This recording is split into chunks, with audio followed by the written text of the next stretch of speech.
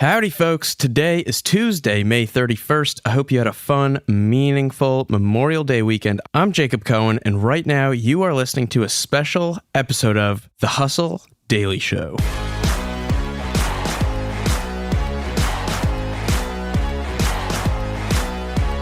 Today we're going to be discussing digital crack cocaine, also known colloquially as TikTok.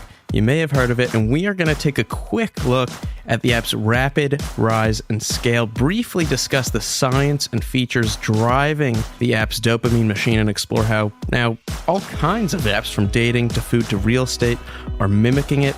I think you'll find it very, very interesting, and what do you say? Let's get crack-a-lackin'.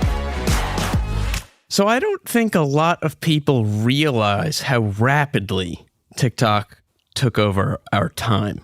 Many people probably hadn't even heard of TikTok before the pandemic. I remember seeing ads for it on Facebook and not really paying much attention to them, to be honest.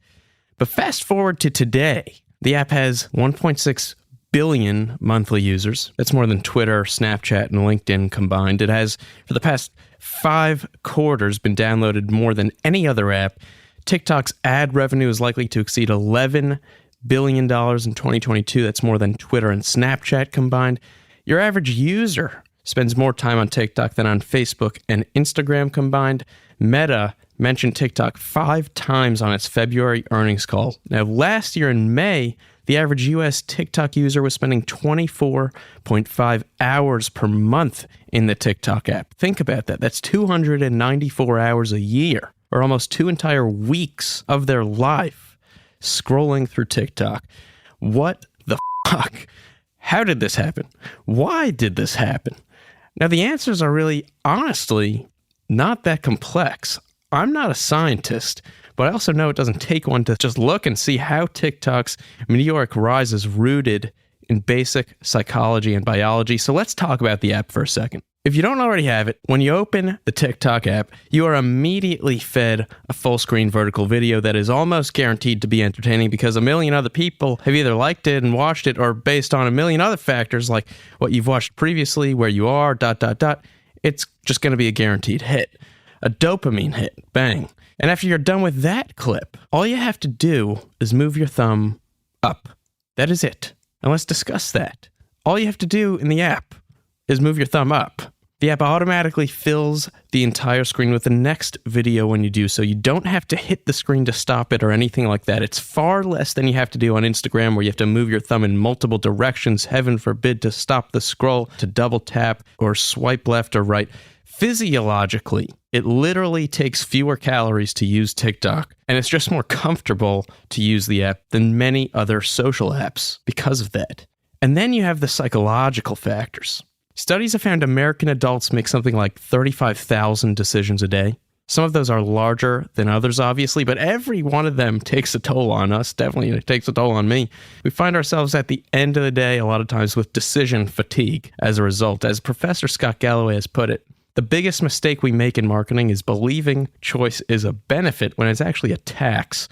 And TikTok took this tax and threw it in the fucking trash. Unlike Netflix and YouTube, which despite their best efforts still require you to actually make decisions about what to watch, TikTok says, screw that, watch this. You don't have to decide what you do want to watch. The only thing you have to decide is if you don't want to watch something. And in the off chance you make that decision, all you have to do is move your thumb up. Plus, it's less of an investment than things like Netflix, much less time.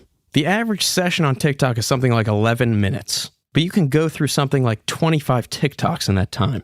Unlike spending an hour on Netflix for just one episode. In terms of time, you just get more bang for your buck.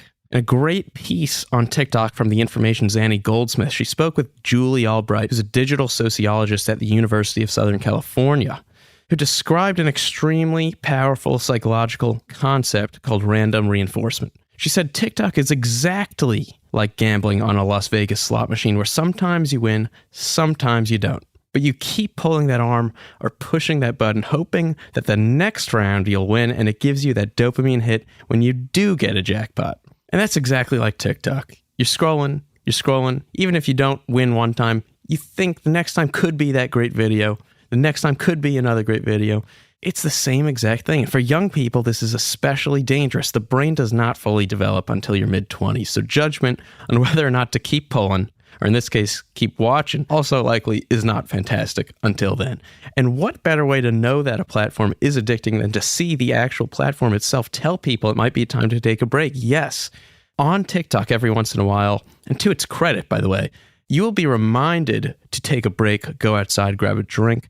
Obviously, this features a play to come off as the chill, positive impact, friendly, authentic social platform. And honestly, it's a great feature, but it is still ironic when you think about it. They're literally telling you to stop using the app for a few minutes. Now, though, other apps are learning from it, and they're mimicking it because it's so successful and powerful. And not just the TikTok clones you're seeing across the big boys like YouTube with Shorts, Instagram and Facebook with Reels and others, but apps like Playhouse in the real estate space, Snack and Feels in the dating space, super great. It's a beauty app, Flip, a wellness app, and many more across finance, shopping, live stream shopping like QVC, books, and more. These apps look and feel like TikTok, just built around a specific niche. And that alone is a really compelling selling point. TikTok's design has struck a chord clearly with humanity. And now that everyone's seen it happen, all these other spaces are going to build around that design. Now, there could be some problems here. Despite having well over 1 billion users, the app expanded so fast it's still almost too early to know its impact on our behavior.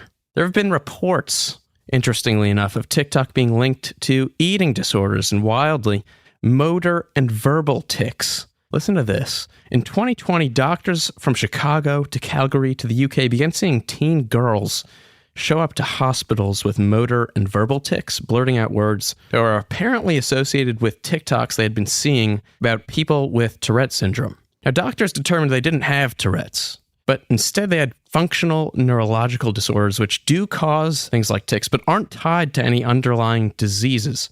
And research in the space is ongoing. All that's to say, TikTok is going to be here for the foreseeable future. But not just in the form of the actual TikTok app itself. We're going to see its design appear in more and more places, and as a result, we'll likely see the impact of vertically scrolling short-form videos spread wider and deeper as time goes on. Now, how that impacts us in terms of our attention, in terms of our creativity, in terms of how we think of entertainment, how we spend our time, how technology impacts our brains, mental health, that will be seen in time. Although I can promise you this, your kids are going to have the attention spans of a fruit fly. That's a guarantee. All right, bada bing, bada boom. That's going to do it for us today, folks. If you liked what you heard today, we've got a lot more tech and business coverage over at thehustle.co. Our editor is Robert Hartwig. Our executive producer is Darren Clark. Thanks for tuning in to The Hustle Daily Show. We're a proud part of the HubSpot Podcast Network. See you tomorrow.